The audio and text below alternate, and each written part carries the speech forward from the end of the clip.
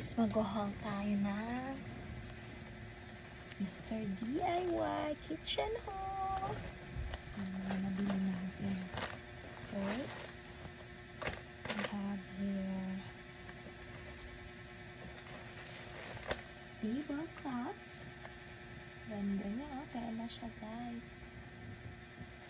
Next, we have here fridge cover. Ganda rin niya.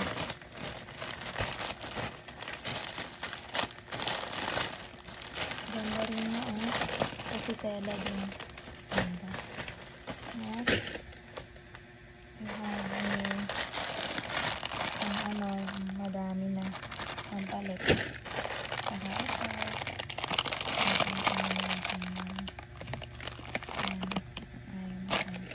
Focus. Then we have here multi-purpose towel, toothbrush, apat na yan. Then frame, kasi kailangan to sa graduation pic. Then cutting board, kahoy para help.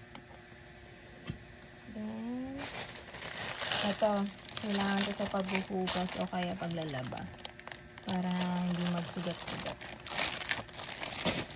Next is mirror. Mura lang nito, guys. Next is, last na, is this. Ganda nito, oh. Flamingo. Parang rug or carpet siya, guys. Then, nagasto lang natin is 1K. 1K, guys. Sobrang mura pero ang dami na. Yun lang. Bye-bye!